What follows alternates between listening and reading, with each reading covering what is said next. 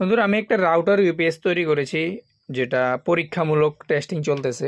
এখানে আপনারা যত ভোল্টেজ দেন, এই জায়গায় একটা মডিউল দেওয়া আছে, step down module. Step down মডিউলটার মাধ্যমে এখানে ভোল্টেজটা কমবে। আর স্টেপ ডাউন মডিউল যেটা, সেটা হলো মডেল নাম্বারটা বলতেছি 2596। LM2596-এর মাধ্যমে স্টেপ ডাউন হয়ে এই যে বিএমএসের চার্জ হচ্ছে, হ্যাঁ। এবং এই বিএমএস থেকে আউটপুট হয়ে এখানে একটা সুইচের মাধ্যমে এটা ডিসকানেক্ট হবে বা কানেক্ট হবে। যদি আমি অফ করি, এটা অফ হয়ে যাবে। এই সুইচিংয়ের মাধ্যমে এখানে দুইটা আউটপুট বের হয়েছে।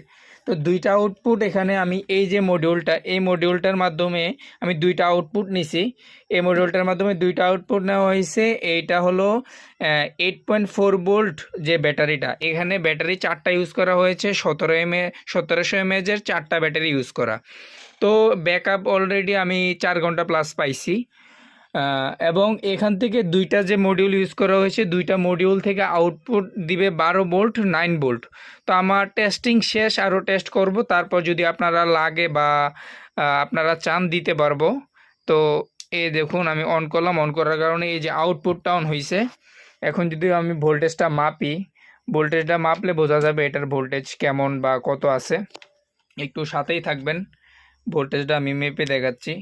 এই যে এখানে রাখা আছে, এখানে 9 ভোল্টে, দেখেন 9 ভোল্টে এটা দেওয়া। এখন মিটারে কত ভোল্টেজ দেখায় দেখেন, এটা কিন্তু কানেকশন নাই। 9.7 ভোল্ট দেখাচ্ছে, কোনো কানেকশন নাই, আউটপুট এটা। তো দেখি কি হয়, আপনাদের যদি লাগে আমাদেরকে বলবেন, এভাবে বানিয়ে দিতে পারবো। এটা মিনিমাম 6 ঘন্টা ব্যাকআপ দিবে আশা করতেছি। তাও আমি টেস্ট করে তারপর আপনাদেরকে জানাচ্ছি এটার আপডেটটা।